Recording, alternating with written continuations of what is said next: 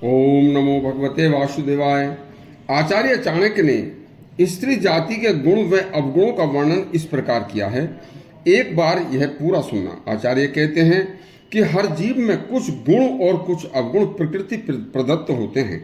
उन्हें केवल संस्कार देकर या परिश्रम विशेष से कम या ज्यादा किया जा सकता है, लेकिन नष्ट नहीं। सुनिए,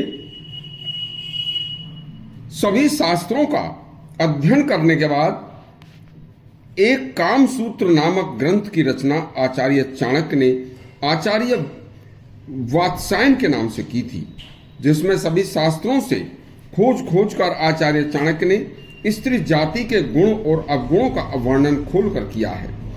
आचार्य कहते हैं कि यदि स्त्री संस्कारित न हो तो वह अपने अंदर व्याप्त प्रकृति प्रदत्त अवगुणों से सर्वनाश कर सकती है। लेकिन यदि स्त्री जब छोटी कन्या भी थी तभी से उसे माता पिता दादा दादी विद्वान संस्कारी पतिव्रता किसी नारी से बालपन से लेकर ही युवावस्था तक संस्कार दिलाए जाने अति आवश्यक हैं। तो वह नारी नहीं, दिव्य आभा युक्त सती सावित्री सीता द्रौपदी अनुसुईया उमा पार्वती साक्षात लक्ष्मी का रूप बन जाएगी। आचार्य चाणक्य ने अपने एक श्लोक में, जो कामसूत्र नामक उन्होंने ग्रंथ लिखा है, उसके इस एक श्लोक में लिखा है, स्त्रीणाम द्विगुण आहारो बुद्धिस्ताम चतुर्गुणा साहसम सद्गुणम चैव कामो असगुणम उच्यते। इस कामसूत्र ग्रंथ में आचार्य ने स्त्रियों के सभी भेद बताकर संसार को आश्चर्य में डाल दिया था। उन्होंने गहन अध्ययन करके कहा कि स्त्रियों का भोजन पुरुषों से ठीक 2 गुना होता है।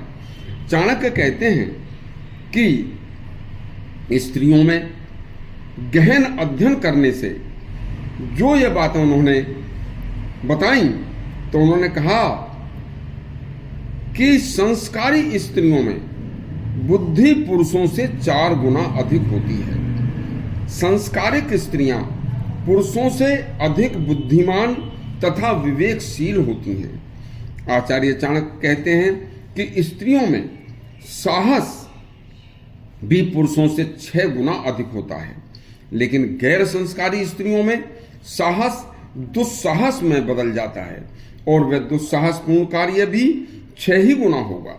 इसलिए गैर संस्कारी स्त्रियां उचित और अनुचित का परिणाम की चिंता किए बिना कोई भी दुस्साहसपूर्ण कार्य को कर बैठती हैं। आचार्य चाणक्य कहते हैं कि स्त्रियों में काम वासना पुरुषों से 8 गुना अधिक होती है। गैर संस्कारी स्त्री अधिक कामुकता के कारण लज्जा व भय को त्याग देती है और अधिक कामुकता का प्रदर्शन भी कर सकती है।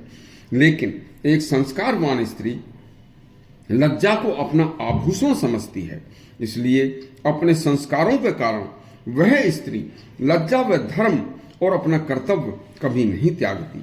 लेकिन स्त्री के अंदर जो जन्मजात गुण और दोष होते हैं, जैसे झूठ बोलने का स्वभाव, अचानक साहस, छल कपट, धोखा, अत्यंत लोभ, अपवित्रता, दया व अधिक माया के वशीभूत, ये तो शुरू से ही जन्मजात होते हैं, इन्हें कोई मैक नहीं सकता।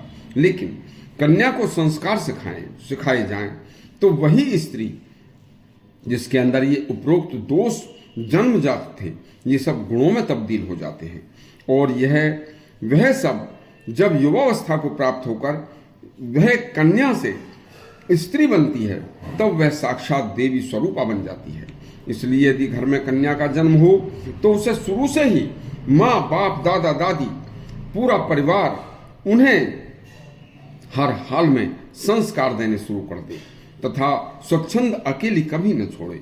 आजकल आपको आचार्य चाणक्य के एक श्लोक का वर्णन जो हम आपको सुना रहे हैं, ये अति कल्याणकारी हैं। इसी तरह से कल और एक श्लोक का वर्णन सुनाएंगे जो अति शिक्षाप्रद और कल्याणकारी होगा। तब तक के लिए आज्ञा दीजिए। धन्यवाद।